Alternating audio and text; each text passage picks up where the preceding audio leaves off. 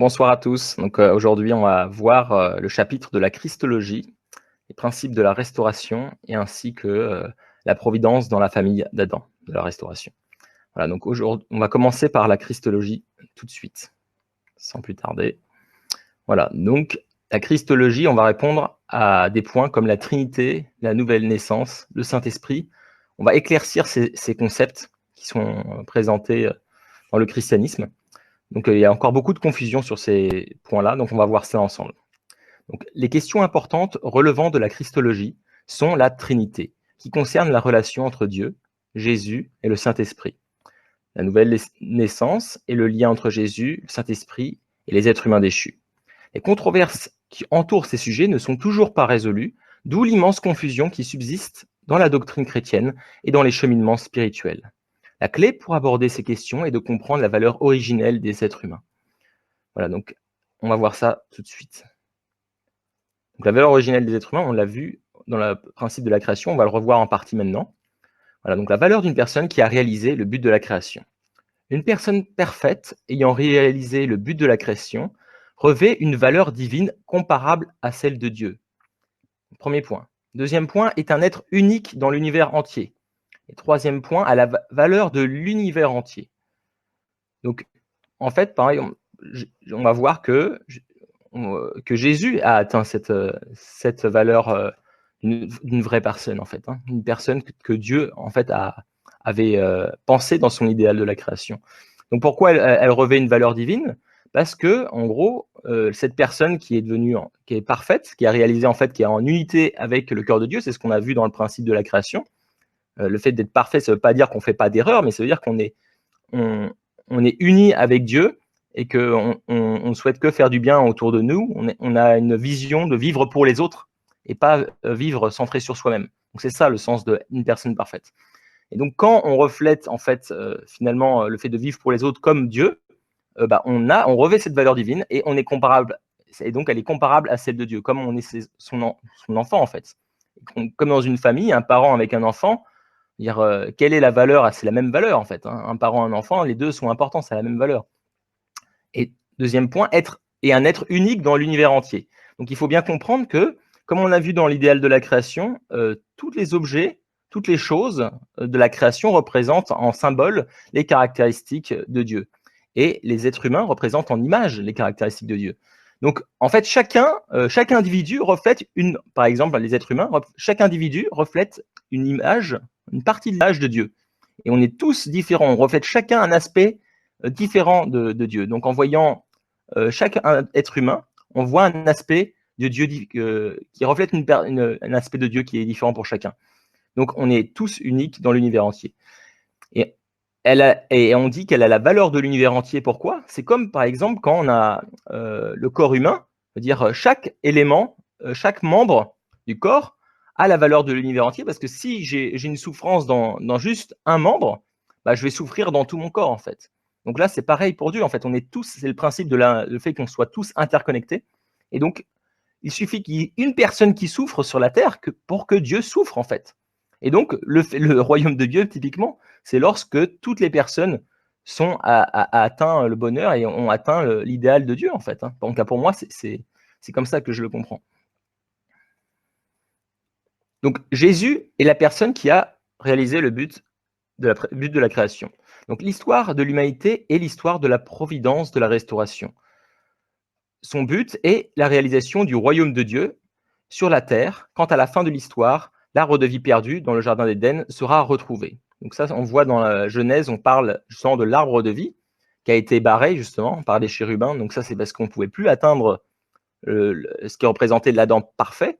Et à la fin de l'histoire, justement, c'est l'arbre de vie doit apparaître, c'est toujours le même but, c'est Dieu, il veut toujours que son idéal de la création soit atteint. Et donc c'est pour ça que dans l'Apocalypse, il parle encore de l'arbre de vie qui sera retrouvé. Donc Adam, s'il avait réalisé l'idéal de perfection symbolisé par l'arbre de vie dans le jardin d'Éden, et Jésus symbolisé par l'arbre de vie dans l'Apocalypse, aurait été pleinement semblables dans le sens où ils auraient réalisé le but de la création. Donc d'ailleurs, on voit que dans le Coran, on parle de Jésus comme deuxième Adam, en fait. Donc c'est parce que c'était des missions semblables, en fait. C'était la mission comme le premier homme à avoir accompli l'idéal de la création. Donc une personne parfaite a la même nature divine que Dieu. Elle est unique dans tout l'univers. En outre, elle possède la valeur de tout l'univers. Il n'est pas de valeur plus grande que celle d'une personne ayant réalisé l'idéal de la création. Telle est la valeur de Jésus qui atteignit la plus haute valeur qu'on puisse imaginer. Jésus est un homme qui a accompli le but de la création. Donc, Jésus est-il Dieu lui-même? Donc, beaucoup de chrétiens, des fois, il y a une confusion de penser que Jésus est Dieu. Alors, pourquoi ils pensent ça? Parce qu'il y a des citations qui font penser à cela.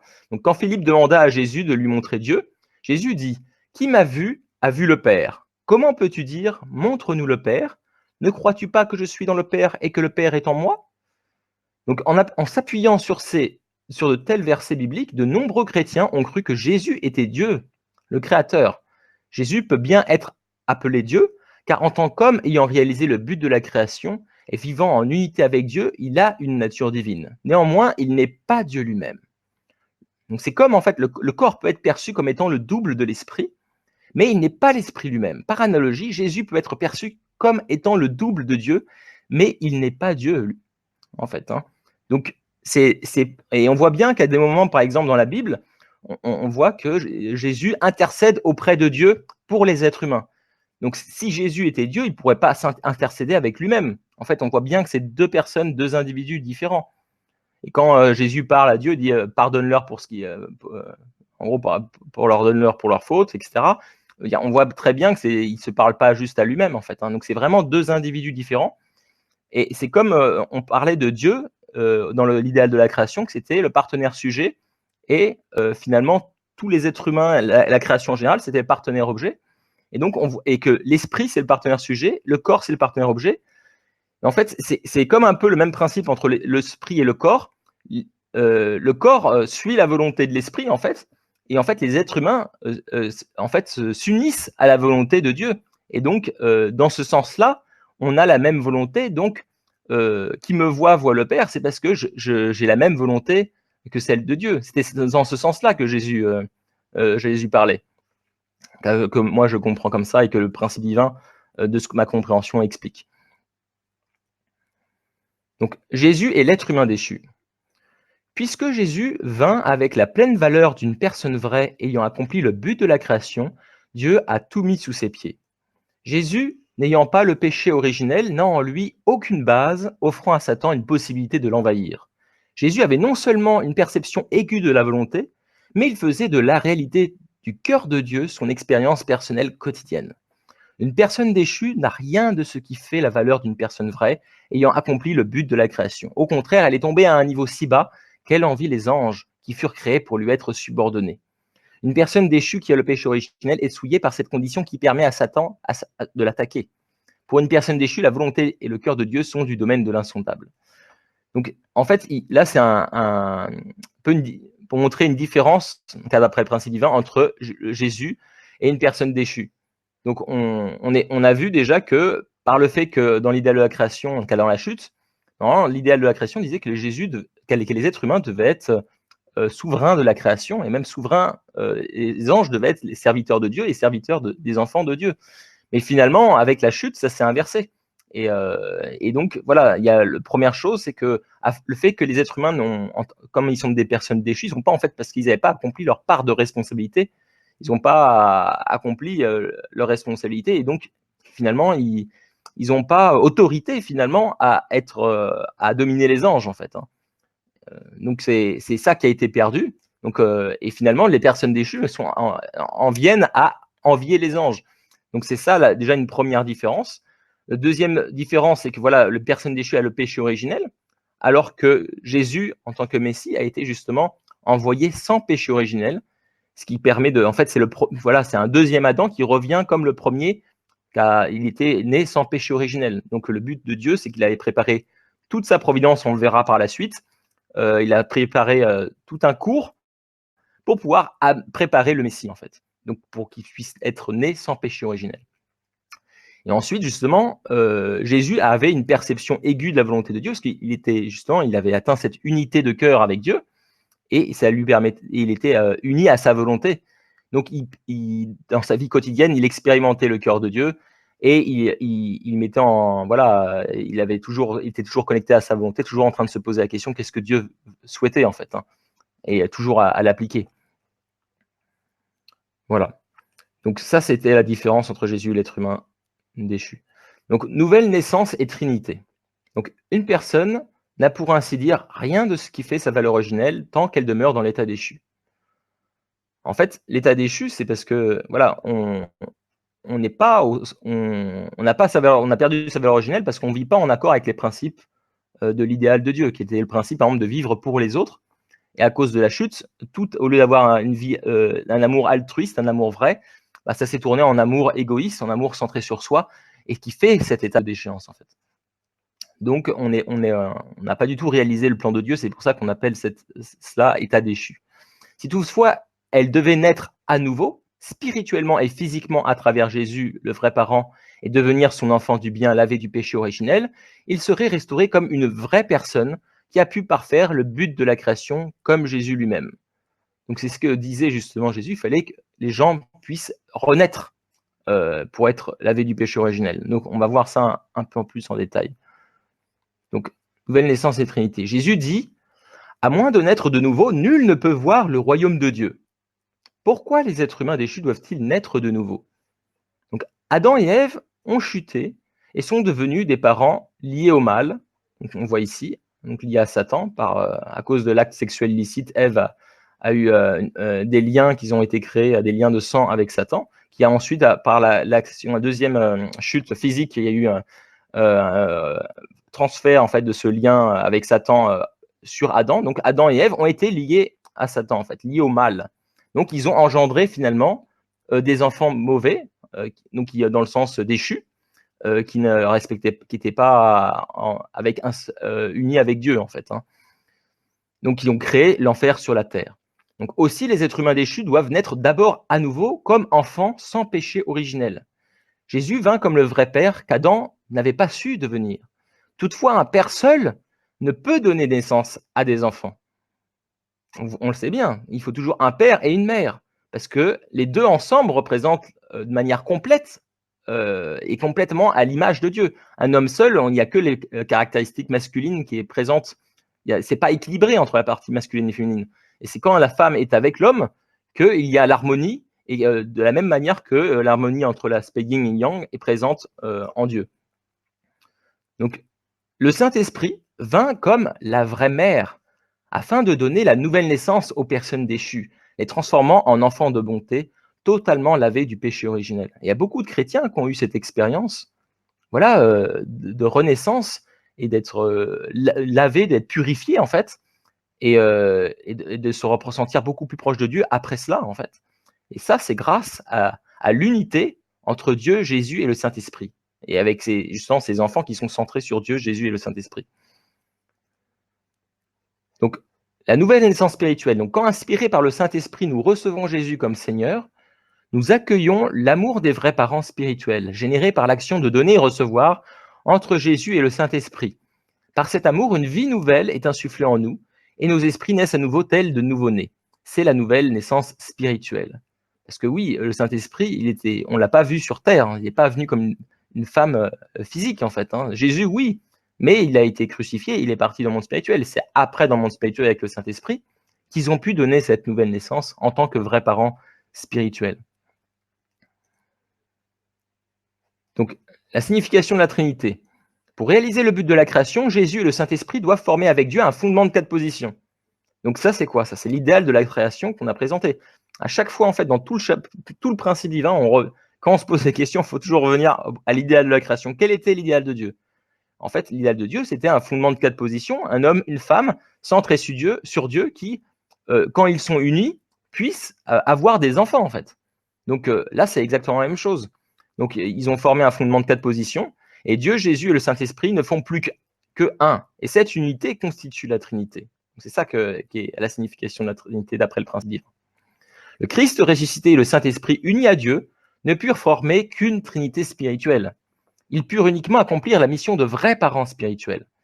Mais c'est déjà énorme. Et c'est pour ça que le christianisme a eu un tel essor, parce que ça a permis de libérer déjà, on va dire, une moitié du problème de la chute. Parce qu'il y avait 2 chutes. Il y avait la chute physique, la chute spirituelle entre Ève et l'archange, et la chute physique entre Adam et Ève.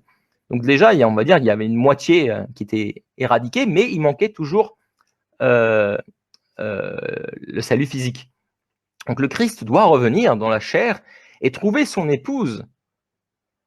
Ils formeront avec Dieu une trinité parfaite sur la terre, devenant les vrais parents spirituellement et physiquement. Ils feront naître à nouveau les êtres humains déchus, tant spirituellement que physiquement, leur ôtant le péché originel et leur permettant d'établir sur la terre des trinités ayant Dieu pour centre.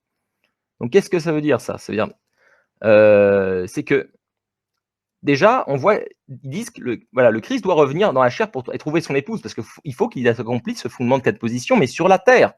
En fait, ce fondement de 4 positions, grâce à Jésus et le Saint-Esprit, ça a été établi dans le monde spirituel.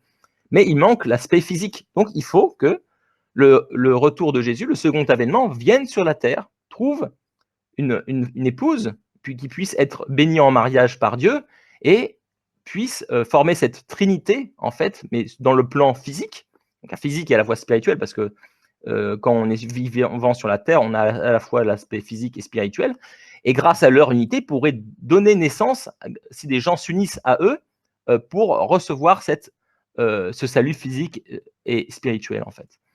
Et qu'est-ce qu'ils disent encore? Ils disent leur ôtant leur péché originel, voilà, et leur permettant d'établir sur la terre des trinités ayant Dieu pour centre. Donc en fait, le but, c'est que tout individu, par exemple, moi je suis un homme, il faut que moi aussi, j'ai une épouse et que je forme une trinité centrée sur Dieu, de la même manière que Jésus.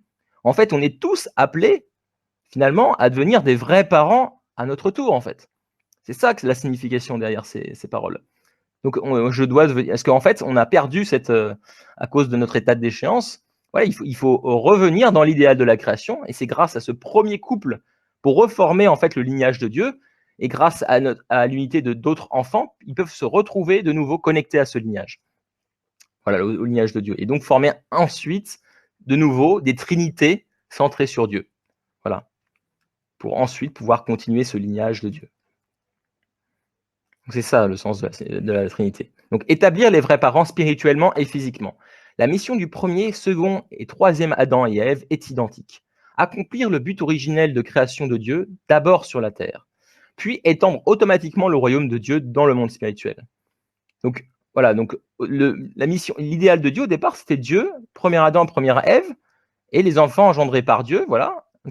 Donc les enfants qui sont engendrés par Adam et Ève, puissent après se multiplier, former des familles, sociétés, nations, mondes. Donc ça, c'était l'idéal. Malheureusement, il y a eu la chute, donc ça a échoué. Donc au lieu de Dieu, ça a été Satan, malheureusement. Et donc ça a multiplié, on va dire, la nature déchue au lieu de la nature divine de Dieu, parce que c'était centré sur Satan. Ensuite, Dieu, il n'a cessé toute l'histoire, et nous allons le voir dans les prochains chapitres, à vouloir accomplir cet idéal. Et donc, il a envoyé Jésus en tant que second Adam, grâce à des conditions indemnités qu'on verra plus tard, qui ont permis justement son arrivée. Et il devait trouver une seconde Ève, mais malheureusement, on verra que ça n'a pas pu se faire. Et on le sait très bien parce qu'il a été crucifié sur la croix.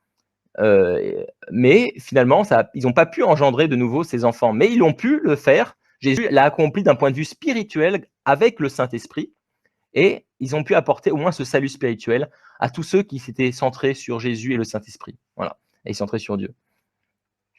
Ensuite, le troisième Adam, voilà, donc c'est le retour du second avènement de Jésus. Voilà, quand il reviendra, il faut qu'il trouve cette fois, il faut qu'il accomplisse sur la terre de trouver une Ève. Et donc, c'est ça qu'on appelle les noces de l'agneau. Quand Jésus parlait des noces de l'agneau, c'est le fait d'avoir ces noces de mariage pour accomplir cet idéal de la création, pour pouvoir engendrer des enfants dans le lignage de Dieu, en fait, et faire cette multiplication après dans la société, la nation et dans le monde entier. Voilà, pour établir finalement le royaume de Dieu sur la terre, puis au ciel. Voilà. Donc, quelles sont les leçons que moi je tire de la Christologie? Donc, c'est déjà une personne parfaite ayant réalisé le but de la création possède une valeur divine, la valeur d'un être unique, la valeur de l'univers entier. Nous sommes tous interconnectés, un et tout est un. Donc, voilà, on est tous amenés finalement, c'est notre part de responsabilité à l'origine dans l'idéal de la création, c'est qu'on se développe nous-mêmes en fait. Hein. C'est pour ça que voilà, on a cette part de responsabilité de se développer nous-mêmes, d'atteindre cette unité de cœur avec Dieu, pour pouvoir voilà, atteindre cette première bénédiction, cette maturité en gros de cœur, et ensuite les deux autres bénédictions. Voilà, donc ça c'est notre responsabilité. en fait, de suivre le chemin que, par exemple, Jésus a fait. Donc, Jésus avait accompli la première bénédiction. Donc, ça, c'est à nous aussi. On est tous appelés à devenir comme Jésus, en fait. Hein. Selon le modèle de Jésus, toujours, voilà. Donc, faire de la réalité du cœur, voilà, de Dieu, son expérience personnelle quotidienne. Avoir une perception aiguë de la volonté de Dieu. Donc, comment on l'acquiert? C'est à chaque fois. Déjà, c'est en lisant, par exemple, ces textes sacrés. Plus on fait d'actions de donner-recevoir, finalement, donc c'est donner-recevoir, c'est quoi une action? C'est une interaction avec Dieu. Donc pour moi, il y a deux manières. C'est par la prière, voilà, on reçoit, on prie, on partage avec Dieu un moment, et après par la lecture de textes sacrés, donc voilà, de la parole de Dieu, voilà, on s'abreuve, on se nourrit spirituellement en fait de la parole de Dieu. Et tout ça, ça permet de plus en plus de mieux percevoir sa volonté, parce que bien sûr, elle est dite dans sa parole, hein, sa volonté. Hein. Et aussi, par la prière, on peut avoir des expériences avec Dieu, de comprendre son cœur. Voilà, donc si on est centré sur ça, on arrivera de plus en plus à comprendre son cœur et à comprendre sa volonté. Donc se purifier du péché originel grâce à la renaissance donnée par les vrais parents. Voilà, donc ces vrais parents, il faut, en quelque sorte, il faut les trouver, il faut les chercher pour pouvoir recevoir cette bénédiction.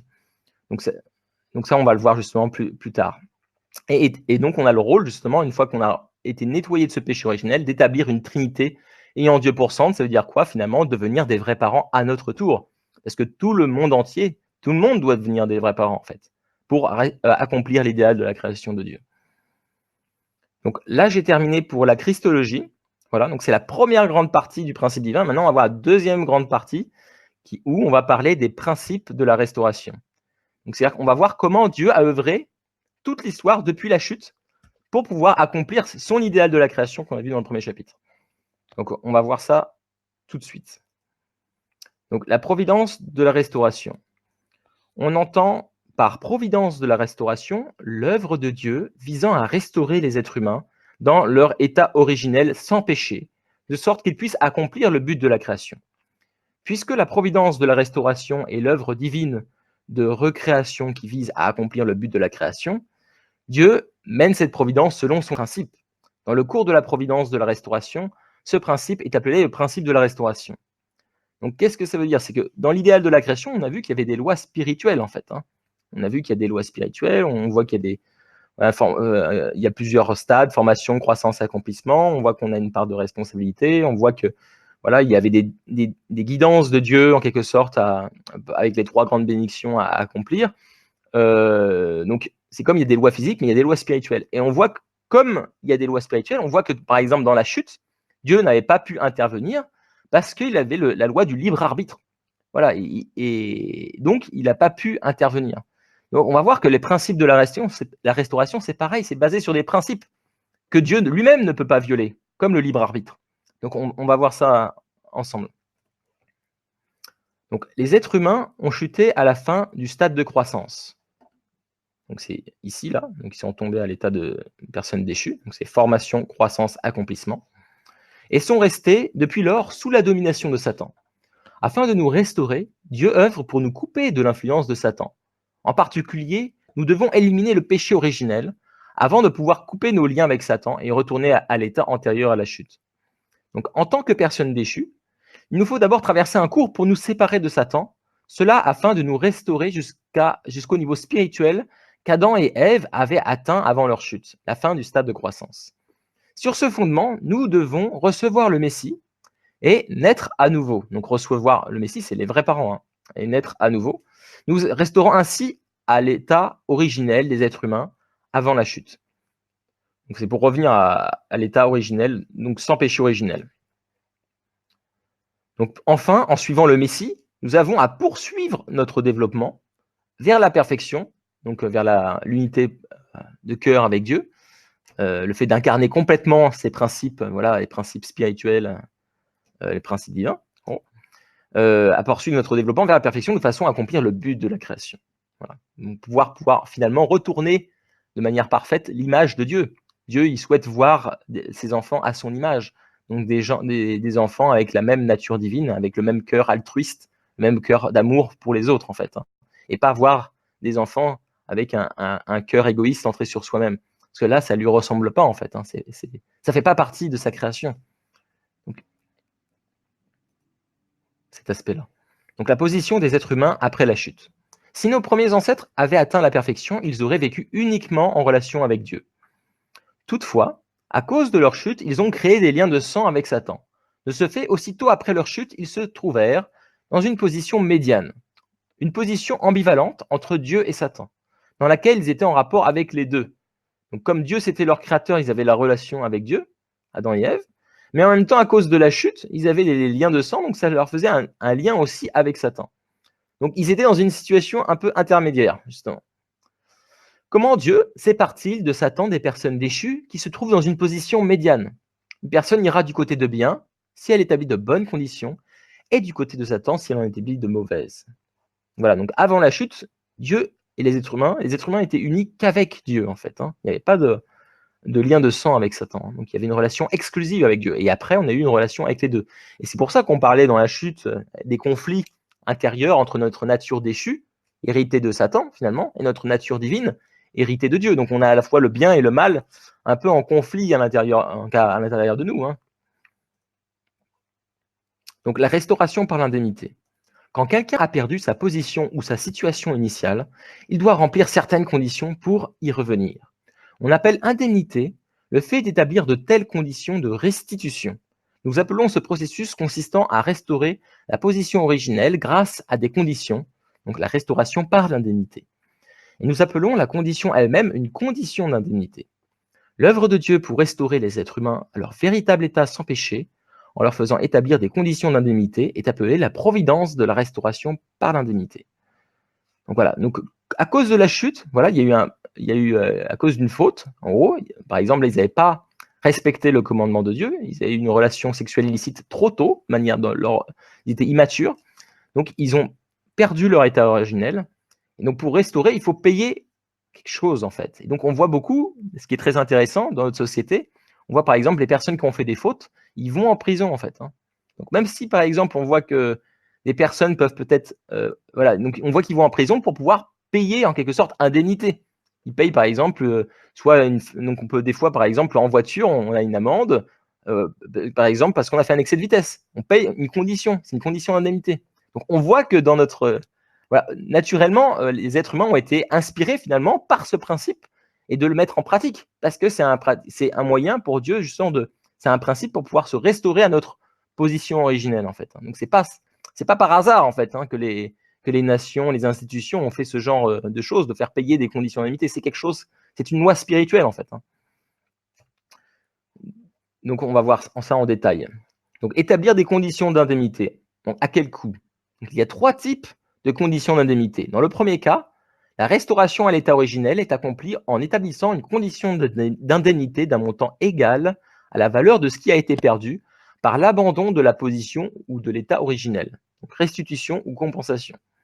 Donc ça, typiquement, par exemple, en justice, si quelqu'un a fait par exemple, a volé de l'argent peut-être ou à quelqu'un ou a peut-être détruit, par exemple, la voiture d'un voisin, peut-être la justice va condamner cette personne à devoir rembourser, en gros, la valeur à l'Argus de la voiture, par exemple, pour pouvoir compenser la personne de la perte qu'il a subie, en fait. Donc ça, par exemple, ce serait un montant égal, typiquement. Voilà. Donc dans le second cas, la restauration est accomplie en établissant une condition d'indemnité d'un montant moindre que la valeur de ce qui a été perdu. Donc on a par exemple le baptême ou l'Eucharistie, mais c'est intéressant aussi si on voit des cas concrets dans notre vie quotidienne. Si on a fait un excès de vitesse, par exemple, on reçoit un PV, voilà, et ils nous disent par exemple payer 40 €. Voilà. Mais on va voir le troisième cas qui est intéressant. Cet exemple va pouvoir aller plus loin. Dans le troisième cas, quand une personne n'a pas su établir une condition d'indemnité moindre, elle doit établir une condition d'indemnité pour revenir à l'état originel, cette fois-ci à un prix plus élevé. Donc ça, c'est intéressant parce que souvent, quand on ne paye pas typiquement une facture d'un PV dans un temps imparti, bah alors après, on doit payer plus cher. Donc c'est exactement ça, c'est un bon exemple pour parler de ce principe, en fait. Et on va voir que, on va prendre des exemples après dans les prochains chapitres de la providence de Dieu et on va voir que des fois, il y a eu des moments où il fallait payer plus cher parce qu'il y a eu un échec d'avoir payé un montant moindre en fait au préalable dans une mission antérieure. Donc comment sont établies les conditions d'indemnité? En inversant le processus par lequel la position ou l'état initial a été perdu. Qui doit établir des conditions d'indemnité? nous-mêmes. C'est notre responsabilité d'établir des conditions de notre indemnité nécessaires. Donc voilà, donc c'est comme on avait vu, voilà, donc c'est ce qu'on va voir en détail tout à l'heure. Et voilà, nous devons payer ces conditions parce qu'on a, comme on avait vu, on a le péché originel que tout le monde a hérité, donc nous-mêmes. On a les péchés héréditaires qu'on a hérités de nos ancêtres. Donc là, c'est à nous de payer ces conditions d'indemnité. Péché collectif, c'est encore à nous. Et péché individuel, c'est encore à nous. Donc dans tous les cas, malheureusement, il faut payer ces conditions d'indemnité pour pouvoir voilà, indemnifier cela. Et il y avait un pasteur qui m'avait donné un exemple qui était intéressant un peu sur ça. C'était le fait qu'une fois, justement, il s'était fait arrêter sur la route et il avait fait un excès de vitesse. Et la police l'arrête et il dit ok, voilà, il commence à les discuter et lui il dit ah bah excusez-moi, j'ai pas fait exprès. Là, voilà, il commence à donner des excuses. Est-ce que vous pouvez me pardonner? Il pose la question et la policière dit oui, bien sûr, je vous pardonne. Alors elle part à sa voiture, alors lui il est tout content, il est soulagé, ah il m'a pardonné. Et elle revient et elle fait voilà, bah c'est $40 par exemple. Elle était étonnée, ah mais je croyais que vous m'aviez pardonné. Ah je vous ai pardonné, oui, mais ça ne vous empêche pas de payer. Voilà, donc c'est exactement cet aspect. Le pardon est une chose différente. Il y a le pardon et après, il y a la condition d'indemnité de restitution ou de compensation. Et en fait, moi, en tout cas, comment je le comprends, c'est en quelque sorte, c'est un aspect de justice, en fait. C'est parce qu'il y a des personnes, par exemple, qui vont toujours bien respecter, par exemple, le principe de Dieu, et quelqu'un qui n'a pas bien respecté le principe de Dieu, et que, voilà, on dit, ah, excusez-moi, j'ai pas fait exprès. Ah, ok, on te pardonne, en gros, c'est comme si tu n'avais rien fait. Bah, les personnes qui ont toujours bien respecté, en gros, le principe, qui ont toujours bien agi, bah, elles trouvent cela injuste. Et donc, je pense que c'est par ce principe, personnellement, si j'essaie de comprendre pourquoi il a été mis en place, je pense que c'est par souci aussi d'équité, en fait, de justice, en quelque sorte. Donc voilà, mais là, le principe des biens ne l'explique pas. Là, c'est que quand j'essaie de réfléchir pourquoi ce principe a été mis en place. Donc le fondement pour le Messie. Pour que les êtres humains déchus soient restaurés à leur état originel, ils doivent établir le fondement pour le Messie. Parce qu'en fait, on avait bien vu que le but de Dieu, c'est toujours rétablir son fondement de 4 positions. On commence par le Messie, qui est en position de Adam. Voilà, donc il veut recommencer en fait son fondement de 4 positions. Voilà. Donc le but, c'est d'établir le fondement pour le Messie. Recevoir le Messie, donc voilà, pour recevoir le Messie, il faut un fondement pour le Messie. C'est ça que le principe divin explique. Donc recevoir le Messie et être lavé du péché originel. Quelles conditions indemnités sont requises pour établir le fondement pour le Messie? Donc il nous faut d'abord comprendre comment Adam aurait dû réaliser le but de la création et de quelle façon il échoua. Parce que la condition d'indemnité s'effectue en inversant le cours qui s'est écarté du chemin originel. Donc premièrement, Adam était censé établir un fondement de foi en gardant strictement le commandement de Dieu pendant une période de développement déterminée. Donc le commandement de Dieu, c'était quoi? C'était de ne pas manger du fruit de l'arbre de la connaissance du bien et du mal. Et la période de développement, c'était jusqu'à qu'il atteigne la maturité, en fait, tout simplement. Donc deuxièmement, Adam était censé établir un fondement de substance.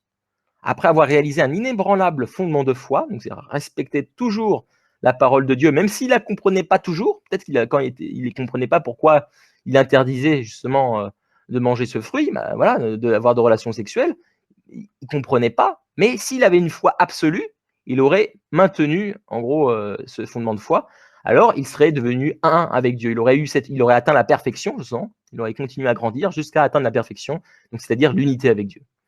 Il serait ainsi devenu l'incarnation parfaite de la parole, avec une personnalité parfaite achevant la première bénédiction. Donc qu'est-ce que ça veut dire? C'est que justement, quand il aura atteint ce qu'on appelle la perfection, c'est juste le fait d'avoir incarné les principes de Dieu, le fait d'avoir incarné la valeur de vivre pour les autres. Parce qu'on voit très bien que, même je pense que dans le royaume de Dieu, quand on voit un enfant, un bébé qui naît, il pense à lui, il est en mode survie, il mange pour lui. Quand on voit les petits-enfants, ils sont en mode centrés sur eux-mêmes au début, c'est normal. Ils sont tout petits, voilà, ils comprennent pas. Notre vie sur Terre est faite justement pour nous apprendre à vivre pour les autres. Voilà, donc le fait qu'on a atteint justement la capacité de vivre pleinement pour les autres, sans penser à soi-même, là on a atteint finalement cette première bénédiction. Donc ayant chuté, Adam n'a pas pu établir de fondement de foi, parce qu'il n'a pas respecté la parole de Dieu finalement, et n'a pas non plus accompli le but de la création. Donc d'abord il y avait le fondement de foi, donc respecter la parole de Dieu tout simplement. Deuxième chose, c'est finalement incarner la parole de Dieu. Donc, c'est le fondement de substance. On met en substance. Enfin, voilà, c'est pas juste quelque chose d'abstrait, c'est quelque chose qu'on pratique. Donc, c'est ça le fondement de substance. C'est comme, par exemple, quelqu'un qui conduit. Là, il apprend au début à conduire et à un moment donné, quand il a tellement appris à conduire, c'est quelque chose en lui, il n'a plus besoin de réfléchir, il fait ça de manière automatique. Donc voilà, quelqu'un qui apprend à vivre pour les autres, au début, c'est pas automatique, il fait des efforts. Au début, voilà, ok, je vais faire ce que me dit mon père, ma mère, mes parents célestes, voilà. Donc c'est comme un enfant qui est éduqué par ses parents. Au début, il comprend pas toujours toutes les règles que ses parents lui donnent. Et moi, je donne des règles à mes enfants, c'est pas pour juste pour être en mode dominateur, pour pouvoir faire ma loi, c'est pas le but. Le but, c'est de les guider, de donner une guidance pour qu'ils puissent bien grandir. Tout, comme Dieu avait donné cette guidance à Adam et Ève de ne pas manger du fruit de l'arbre de la connaissance du bien et du mal. Donc voilà, donc c'est un but. Donc les enfants doivent avoir foi en leurs parents, doivent avoir confiance en leurs parents. Et ensuite, lorsqu'ils ont grandi, ils ont gagné suffisamment en maturité, ils comprennent de plus en plus, leur foi se transforme en compréhension. Et une fois qu'ils comprennent beaucoup, et à force de pratiquer, leur compréhension se transforme en incarnation, en fait. Voilà. Donc, et quand on atteint cette incarnation, on substantise, oula, on met en substance la parole en fait, la parole, et donc là, on incarne cette parole. Voilà. Donc c'est ça, en fait, le fondement de substance, c'est incarner, en gros, les principes, l'idéal de la création de Dieu, finalement, les principes de Dieu. Donc devenir un avec Dieu. Voilà. Donc ça, c'est le fondement pour le Messie, et on va voir que ça va dans tous les prochains chapitres. Voilà, ça va revenir tout le temps. Ça a toujours été ça, la mission de Dieu, d'abord, pour préparer l'avenue Messie. Premier gros objectif de Dieu, préparer l'avenue du Messie, parce que c'est le premier élément de son fondement de 4 positions. En dehors de Dieu, il y a qui? Il y a un homme et une femme. Donc il a d'abord préparé, pour recommencer ça, un homme. Voilà. Et donc c'est le Messie. Donc c'était Jésus, justement. On va voir. Donc, comment établir le fondement pour le Messie? Pour qu'une personne déchue établisse un fondement pour le Messie, elle doit d'abord établir un fondement de foi, puis un fondement de substance. La condition d'indemnité pour restaurer le fondement de foi comporte 3 aspects. Il doit y avoir une figure centrale. Donc, une figure centrale, c'est quoi? Ça veut dire la personne qui fait la condition. Un objet conditionnel doit être offert. On va voir en détail un peu après la signification, mais c'est une offrande. Troisièmement, c'est une période providentielle d'indemnité. Donc c'est pendant une certaine période, il y a une condition en fait. On va voir aussi par la suite, par des exemples de ce qui s'est passé dans l'histoire.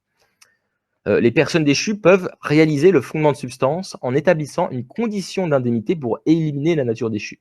Donc qu'est-ce que ça se cache derrière ce nom barbare? Condition d'indemnité pour éliminer la nature déchue. C'est en fait tout simplement de respecter, de mettre en substance la parole de Dieu, c'est-à-dire d'avoir une nature complètement opposée à la nature déchue lors du moment de la chute. Donc, c'est-à-dire, par exemple, au lieu d'avoir une vision centrée sur soi-même, avoir une vision centrée sur les autres, voilà, ça c'est typiquement, c'est une condition d'indemnité pour éliminer la nature déchue. On va voir des exemples par la suite. Donc voilà. Donc là, maintenant, on va commencer par notre premier exemple. Donc on s'arrêtera avec ce chapitre-là pour aujourd'hui. C'est la famille d'Adam dans la providence de la restauration. Voilà. Donc, on va voir que justement, Dieu a tout de suite, dès la chute, il a commencé à vouloir sauver ses enfants en fait. Il a voulu commencer dès le départ à apporter une personne en position de Messie pour pouvoir justement restaurer de nouveau son idéal de la création. Parce qu'en fait, il faut bien comprendre que quand les gens vivent de manière hors principe, ça crée de la souffrance. Parce qu'on n'est pas... Dieu, c'est comme le micro-ondes. Quand je donnais un exemple avec le micro-ondes, c'est tant qu'on ne comprend pas le but du micro-ondes, on va mal l'utiliser. Et donc, on va faire des bêtises. Et par exemple, si on met son chat pour le sécher dedans, on va pleurer parce que le chat, il va mourir en fait. Donc, c'est pareil avec nous-mêmes, dans nos vies. On va faire les gens qui vivent sans vivre, s'ils ne vivent pas en accord avec les principes divins, avec les principes de Dieu, alors ils vont se créer de la souffrance. Et donc, Dieu, depuis le moment de la chute, il a vu ses enfants souffrir. Il ne pouvait pas intervenir. Mais en tant que parent, bien sûr, c'est quelque chose de vraiment très. Il est dans une position où il était très malheureux, Dieu, en fait, de voir ses enfants souffrir. Donc, bien sûr, il n'a pas attendu. Il n'a pas dit ah, ok, je les laisse tranquilles dans leur coin. Voilà. Il a voulu tout de suite, au plus tôt, régler la situation et pouvoir donner une opportunité, en fait. Donc, justement, et la première opportunité, donc avant de voir la suite, c'est que, par exemple, quand ils avaient fait leur faute, Dieu était allé voir Adam pour dire, voilà, mais qu'est-ce qui s'est passé en fait? Parce qu'il s'était caché, Adam, parce qu'il avait fait une bêtise. Et Adam avait dit, bah, c'est pas ma faute, c'est la faute de Ève, elle m'a tenté en gros, c'était sa faute. Et en fait, quand Dieu il est venu voir Adam, Révérence Moon explique, là c'est pas expliqué par le principe divin, mais il explique qu'en fait c'était une occasion que Dieu avait donnée en fait à Adam pour pouvoir aussi se repentir en fait. Hein. Donc s'il s'était repenti sincèrement, il y aurait eu peut-être un chemin pour revenir. Mais comme il s'était pas repenti, il a dit c'est la faute de Ève, le chemin a été barré en fait. Donc il n'a pas pu être restauré à son niveau. C'était son libre arbitre, mais il lui avait donné une chance en fait. Hein. Mais il l'a pas prise en quelque sorte. Après Ève, pareil, Ève, tiens, qu'est-ce qui s'est passé? Pourquoi tu as fait ça? Ah, c'est la faute du serpent, en gros, c'est la faute de Satan. C'est la faute de Lucifer. C'est lui qui m'a tenté. Donc pareil, la même chose. Elle n'a pas assumé sa part de responsabilité. Ça, c'était la grosse erreur. Ne pas assumer sa part de responsabilité, c'est ça qui fait le fait qu'on est une personne vraie, qu'on a une personne qui peut être souverain de la création comme Dieu le souhaitait à l'origine. Voilà, donc là, en gros, elle a complètement rejeté sa responsabilité. C'est pas ma faute, c'est de sa faute. Voilà, donc ça, typiquement, c'est la nature déchue. Donc, il n'a pas pu, on va dire, sauver Ève directement, lui amener un chemin, qu'elle lui a proposé un chemin de repentance, mais c'était pas permis, en fait. Et pareil voilà. Donc, comment Dieu a travaillé suite à ça? Donc, pour restaurer, donc voilà, il y a toujours, premièrement, fondement de foi. Donc, pour restaurer par l'indemnité le fondement de foi, les êtres humains déchus doivent offrir un objet conditionnel qui se substitue à la parole de Dieu. Donc, on verra en détail pourquoi juste après. Donc, dans la famille d'Adam, cet objet était une offrande. Pour restaurer le fondement de foi, il est nécessaire qu'il y ait aussi une figure centrale. On s'attendrait à voir Adam présenter une offrande. En fait, ce sont ses fils, Cain et Abel, qui en ont offert chacun une. Bah, quelle en est la raison? Dieu entreprit de diviser symboliquement Adam, qui incarnait à la fois le bien et le mal. Il lui donna deux fils, représentant respectivement le bien et le mal, et les plaça dans des positions où chacun n'était en relation qu'avec un seul maître, Dieu ou Satan. Puis Dieu fit présenter des offrandes séparément à chacun des deux fils. Caïn fut choisi pour représenter le mal et Abel pour représenter le bien. En présentant son offrande de manière acceptable par Dieu, Abel réussit à établir le fondement de foi. Donc voilà, donc le principe divin explique que Adam était dans une position, comme il avait les relations de lien de sang, il avait il avait deux maîtres en fait, il avait Satan et Dieu. Et comme on l'avait expliqué dans la chute, Dieu n'avait déjà à l'époque, il n'avait pas pu intervenir dans la chute, parce que s'il avait intervenu, en fait, Dieu, il peut intervenir que sur des actes qui sont en accord avec le principe. Il ne peut pas intervenir sur quelque chose qui est hors principe, qui ne fait pas partie de sa création. Parce que s'il intervient, ça revient à reconnaître que cette chose fait partie de sa création. Et s'il était intervenu sur Adam, en gros, qui était, où il y avait la nature déchue en lui et la nature. Voilà, là, en quelque sorte, il aurait reconnu que voilà, la nature déchue en lui, en quelque sorte, faisant partie de la création. Donc, Dieu, pour pouvoir travailler, en quelque sorte, il a pris le fait de diviser symboliquement Adam, donc en une partie qui représenterait le bien, où Dieu peut être en relation, donc peut travailler finalement, et Caïn qui représente le mal. Voilà. Et pourquoi c'est Abel qui représente le bien et pourquoi c'est Caïn qui représente le mal? C'est parce que ça correspond déjà que normalement, dans l'idéal de la création de Dieu, le fils aîné déjà représentait, en quelque sorte, avait une position, on va dire, plus importante que le fils cadet. Parce que c'est lui qui a plus de responsabilités, doit s'occuper des frères cadets, etc. Et voilà, donc c'est quelque chose, une position plus importante. Et donc Satan, forcément, il le savait parce qu'il connaissait le principe. Donc il vous dit, ah, lui, il est pour moi en fait. Il voulait me prendre en fait. Et deuxième raison, c'est parce que la première chute, il y a eu deux chutes. La première chute, c'était entre Ève et Lucifer, l'archange. Et la deuxième chute, c'était entre Adam et Ève. Et en fait, la première chute était en quelque sorte plus mauvaise parce que il y avait carrément, c'était une relation complètement hors principe parce que c'était une relation déjà entre un ange et un être humain qui n'avait rien à voir avec le principe. Donc c'était très très éloigné du principe. Et le deuxième point, après la deuxième chute, c'était quelque chose, donc quand Ève elle est retournée vers Adam, quand elle a fait la chute avec Adam, en fait, c'était dans le but de revenir vers Dieu, en fait. Même si elle a mal fait, en quelque sorte, elle s'y est mal prise, elle aurait dû se repentir, mais elle avait quand même ce elle avait un meilleur cœur, elle avait une meilleure attitude, en quelque sorte, quand elle a fait cette deuxième chute. Et donc, en quelque sorte, c'était moins mauvais. Et en plus, c'était en quelque sorte avec son futur partenaire, donc c'était moins mauvais aussi. C'était pas une relation complètement hors principe. Elle était hors principe dans le sens qu'elle était trop tôt. Ils n'avaient pas attendu la bonne heure, en fait. Donc, voilà. En fait, Caïn représente cette première chute, qui est le premier fils, et Abel représente cette deuxième chute, qui était moins mauvaise. Donc, en fait, c'est comme ça que ça a été défini. Et donc, Abel, lui, on voit bien dans l'histoire de la Bible que Caïn a échoué à donner son offrande, mais en fait, c'est plus le fait que Dieu n'a pas reconnu, ne pouvait pas reconnaître Caïn, en quelque sorte, directement, comme ça. Et donc, c'est pour ça qu'il avait refusé, en fait. Et Abel, lui, sa offrande avait été acceptée par Dieu, donc le fondement de foi avait été réussi. Donc, pourquoi Dieu a refusé l'offrande de Caïn? On va le voir juste après. C'était justement pour pouvoir passer au fondement de substance. Donc, on va le voir maintenant. Donc, le fondement de substance, il s'agissait de quoi? Donc, si Caïn avait établi la condition d'indemnité pour éliminer la nature déchue, Dieu aurait accepté son offrande avec joie. Le fondement de substance aurait alors été établi dans la famille d'Adam. Au lieu de cela, Caïn tua Abel. Il répéta le péché de l'archange, c'est-à-dire le processus à l'origine même de la nature déchue. La famille d'Adam ne réussit donc pas à poser le fondement de substance. Par conséquent, la providence de la restauration ne put s'accomplir dans la famille d'Adam. Donc là, le fondement de substance a échoué parce que Caïn tua Abel. Donc c'est quelque chose de complètement hors principe, bien sûr. Donc là, on va voir justement en quoi consistait le fondement de substance en détail. Donc, les conditions d'indemnité pour éliminer la nature déchue doivent suivre un cours qui inverse le processus de la chute. Donc, l'archange, qu'est-ce qui s'est passé lors de la chute? L'archange chuta, faute d'aimer Adam. Donc, faute d'avoir pris le point de vue de Dieu, finalement. Hein.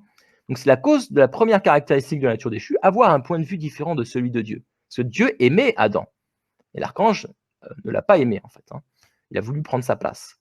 Caïn, qui avait la position de l'archange, donc Abel représentait la position d'Adam.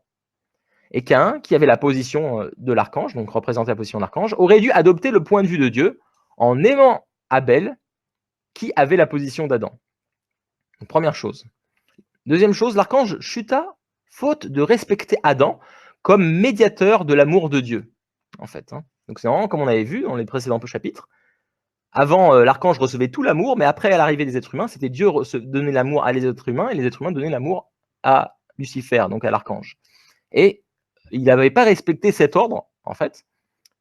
Et donc là, l'archange chuta faute de respecter Adam comme médiateur de l'amour de Dieu. Il tenta au contraire de s'emparer de la position d'Adam. C'est la cause de la deuxième caractéristique de la nature déchue, quitter sa position. Donc voilà, il avait quitté sa position. Donc Caïn aurait dû recevoir l'amour de Dieu par l'intermédiaire d'Abel. En fait. Donc, est-ce que normalement, comme l'archange devait recevoir l'amour à travers Adam, bah là, c'est Caïn qui devait recevoir l'amour à travers Abel. Donc, de même, ensuite, l'archange chuta en dominant Ève et Adam, qui devaient être ses seigneurs légitimes. C'est la cause de la troisième caractéristique de la nature déchue, inverser la souveraineté. Caïn aurait dû se soumettre et obéir à Abel, acceptant son autorité. Donc, attention quand on dit ça, pour moi, les gens, des fois, peuvent mal l'interpréter. Pour moi, c'est quelque chose, c'est pas juste Caïn qui doit se soumettre, on va dire, de manière aveugle, etc. Abel a sa part de responsabilité aussi là-dedans. Il doit embrasser Caïn, il doit servir Caïn, il doit l'aider en quelque sorte. Hein. C'est quelque chose, voilà, c'est une unité. En fait, c'est en quelque sorte, c'est Abel guide, en quelque sorte, mais il le guide de manière en tant que serviteur, en quelque sorte, en l'aidant, en donnant beaucoup d'amour à Caïn, et Caïn suit. Donc après, à cause de qui il y a eu on va dire le fait que Caïn tue Abel, on sait pas trop les détails, hein, mais ça se peut que c'est pas juste la faute de Caïn, hein, ça peut être aussi la faute d'Abel, on sait pas trop. Hein, donc l'archange, voilà, donc ça je l'ai dit. Donc l'archange gagna Ève à sa volonté mauvaise, puis Adam par l'intermédiaire d'Ève. C'est la cause de la quatrième caractéristique de la nature déchue, multiplier le mal. Caïn aurait dû apprendre d'Abel la volonté de Dieu et ainsi multiplier le bien. Donc voilà, donc en fait, on a bien vu que à l'époque, dans la chute, l'archange avait chuté avec Ève et Ève avait multiplié le mal avec Adam. Donc là, ils auraient dû multiplier le bien à la place. Donc voilà, pourquoi en fait Dieu a refusé finalement en quelque sorte l'offrande de Caïn.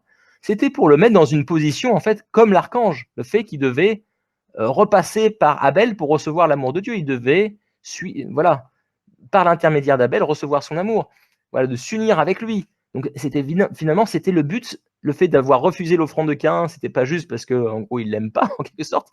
Dieu, il voulait justement, il aime ses enfants, en quelque sorte, même déchus. En quelque sorte, il a la compassion pour eux, il veut les retrouver, il veut les voir arrêter de souffrir. Donc, voilà, mais il faut inverser cette nature déchue, car il faut inverser le processus de la chute. Et donc, c'est exactement par ce moyen-là, par l'accomplissement de d'éliminer la nature déchue en suivant un cours inverse qui devait se réaliser pour pouvoir restaurer Caïn et Abel, en fait. Donc, le but de Dieu, c'était de restaurer les deux, pas juste Abel. Mais malheureusement, ça ne s'est pas fait et Caïn a tué Abel. Et là, ils ont reproduit encore une fois le mal, en quelque sorte, parce que c'est comme à l'origine, l'archange avait tué spirituellement, on va dire, Adam et Ève. Là, Caïn a tué carrément physiquement son frère. Donc on a encore pire, on a reproduit, on va dire, ça a multiplié le mal encore. Donc voilà, ça a reproduit le problème de la chute, en fait. Donc échec du fondement de substance. Donc quelle est la signification et le but de l'offrande symbolique? Donc nous pouvons considérer la signification et le but de l'offrande symbolique de deux manières. Premièrement, Satan gagna la domination sur le monde naturel, donc toutes les choses, à travers sa domination sur les hommes déchus. Donc, ainsi, un but de l'offrande symbolique de toutes les choses est d'accomplir une condition d'indemnité pour restaurer toutes ces choses, qui est le partenaire objet de Dieu en symbole. Donc, deuxièmement, ayant chuté à une position inférieure aux choses de la création, les êtres humains doivent passer par l'intermédiaire des choses pour revenir à Dieu selon le principe de la création qui exige que l'on s'approche de Dieu par l'intermédiaire de ce qui est plus proche de lui. Donc voilà, l'offrande de Caïn et Abel, d'offrir cette offrande, en fait, c'était justement de pouvoir se rapprocher de Dieu par l'intermédiaire de quelque chose qui était plus élevé que eux, parce qu'en fait, eux, ils étaient tombés sous le niveau de formation à cause de la chute, hein. Et donc, ils devaient justement remonter, en fait, voilà, dans l'ordre des positions, en fait. Donc, quelques leçons tirées de la famille d'Adam. Donc, l'échec de la providence de la restauration dans la famille d'Adam nous enseigne quelque chose sur la prédestination conditionnelle de Dieu pour l'accomplissement de sa volonté et sur son respect absolu de la part de responsabilité humaine. On voit bien que là, même si Dieu il voulait pouvoir amener le Messie, en quelque sorte, le fondement pour le Messie dans la famille d'Adam, ça ne s'est pas fait à cause du fait qu'ils n'ont pas su surmonter cette nature déchue. Et donc, voilà, et ça, c'était la part de responsabilité des êtres humains. Donc, ça n'a pas pu se faire. Voilà, donc on a notre part de responsabilité qu'il faut toujours être vigilant à accomplir pour pouvoir ne pas retarder la providence de Dieu, finalement. Donc, deuxièmement, malgré le meurtre d'Abel par Caïn, Dieu a commencé une nouvelle étape de sa providence en mettant Seth à la place d'Abel. Cela nous montre que Dieu prédestine de façon absolue la réalisation de sa volonté, même si sa prédestination concernant les individus particuliers est conditionnelle. Donc là, c'est quelque chose qui montre que voilà, même si ça échoue avec une personne, Dieu vous avait prévu, par exemple, que vous ayez une certaine responsabilité. Si vous ne l'assumez pas, en fait, ce que Dieu avait donné comme mission pour vous, si vous n'assumez pas, il va trouver quelqu'un d'autre, en fait. Quelqu'un d'autre qui va assumer cette part de responsabilité. Parce qu'il a toujours son but à atteindre. Et quels que soient les échecs, il n'abandonne jamais, en fait. Donc ça, c'est aussi voilà, une leçon à apprendre de Dieu. Voilà, il a fait qu'il abandonne jamais. Ça peut nous montrer aussi qu'il ne faut jamais abandonner pour nous aussi. Voilà. Donc, troisièmement, par les offrandes de Caïn et Abel, Dieu nous enseigne que les êtres humains déchus doivent constamment chercher une personne de type Abel.